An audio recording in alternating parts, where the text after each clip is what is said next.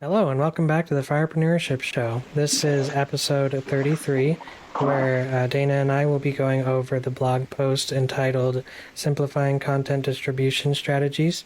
And just as a quick overview of what we will be talking about, I will be discussing how identifying the right channels with content distribution is beneficial for your business. And Dana will go over how over time he has selected services that fit best with his customers. And then we will be talking about formatting your content for different platforms. After that, we will be discussing scheduling and promoting your content strategically, and Dana will go over how being strategic about the rhythm or frequency of his services has helped him greatly as a business manager. We will kind of reiterate the importance of simplifying what you're doing. So let's go ahead and get started. Ready? Aim, fire.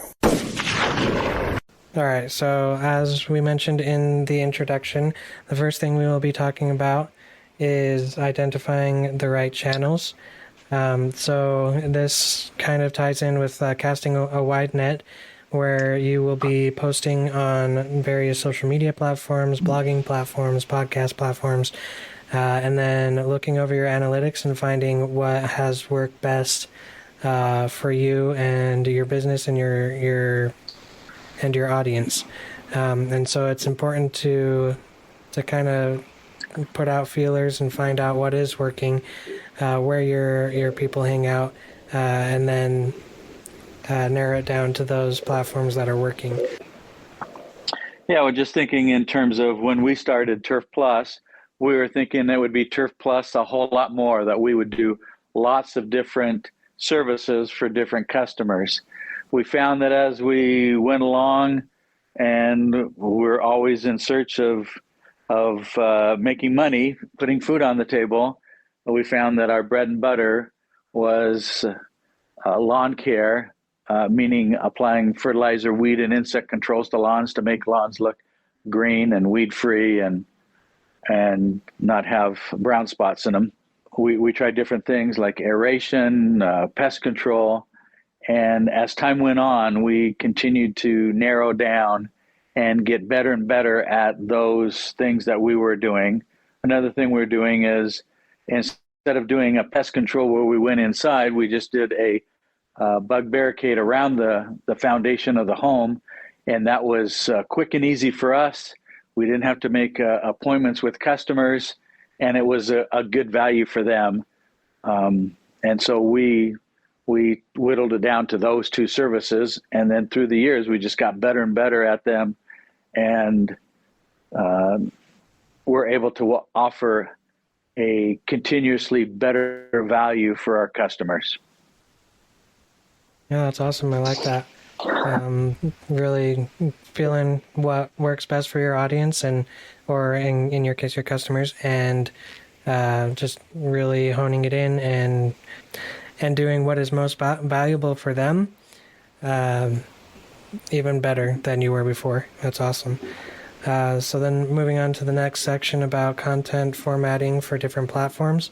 In a content marketing context, you're going to be dealing with different types of people on different platforms, different age groups, different ways of processing information. Like, for example, if you post on TikTok, then people are used to consuming short videos, or with YouTube Shorts the same way.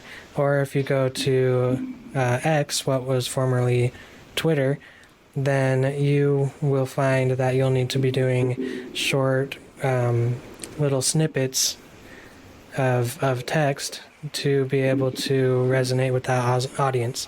So as you were talking, Dad, about the different services that you have offered in your journey with Turf Plus, it made me think of how the different services require kind of a different quote-unquote script for selling those different products. Well, I guess the main thing is, we're always trying to learn from our experiences, always analyzing what went well, what didn't go well. We try to tap into the feedback that we're getting from customers as they call in for a service call, and sometimes even they call in to rave about a lawn analyst that they had, or how their lawn looks, or another experience that they had that they are really excited about. Try to learn from all those and make sure that we continuously improve, and use wordsmithing to make sure that we're improving our communication, getting rid of our miscommunication, so that the words that we use really convey the meaning that we want to convey. All right, so let's go ahead and move on to the next section, talking about scheduling and promoting content strategically. So yeah, when it comes to content marketing, it is imperative to make it very strategic, not only for the benefit of your following, your audience, but also for your benefit. Make sure that you find a system that works best for you, so that you're able to really be more efficient in the process of distributing your content on various platforms. I think that's great. I think it's critical that we communicate well. And I know I keep going back to this, but it's just so critical that we always analyze what went well and what didn't, and just continue to improve. Those little incremental improvements that over time will really add up and make it so that, instead of earning a couple $100 a day or a couple $1,000 a day to tens of thousands, hundreds of thousands, whatever your business is in and whatever you're trying to accomplish. And a lot of that section in the blog post talks about scheduling tools. And in a couple of weeks, we will get to the automation dossier, and we'll talk more about those tools in depth, and how that can be more helpful for you. But there are some prerequisites to that. So to move on with the conversation and to conclude the conversation as well, we just want to reiterate the importance of simplifying what you're doing, making it easier on you and better for your customers as a whole. Like Dana was saying earlier, he had all of these services that he wanted to offer to his customers, and he tried them out and found out that lawn care and insect control were the two things that people were really interested in, and so he really honed his efforts into that. I said this before in an earlier podcast. Henry Ford said if he were to do it all over again, he would pick one thing and do it well. And to me, that's the critical thing. Find out what's your bread and butter, what really can bring in the money, and then just get really super good at it. And you do that. That process is a process of simplification, where you get quicker and quicker at it. You add more and more value to your customers.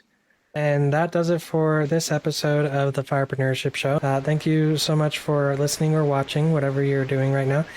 We would really love to hear from you, have you as a part of the conversation. So please reach out. You can leave a comment wherever you're at, or you can send us an email at info@firepreneurship.com and call the email podcast voicemail and send us a voicemail, and then we will review it, and you may possibly be featured in a future episode. Our mission at firepreneurship.com is to help people like you achieve FIRE, financial independence, retire early, through entrepreneurship. We offer educational materials like this podcast, but most of all, we offer outsourcing services to help you automate the business you started to bring you financial independence, so you can focus on what you love the most about running your business, or if you want, step away from your autonomous business altogether and retire early. Thank you for listening to this edition of the Firepreneurship Show. To show our appreciation, we've created a page full of helpful resources for you and your business. To access it, visit firepreneurship.com/resources. Again, that's firepreneurship.com/resources. It's time we signed our own Declaration of Financial Independence.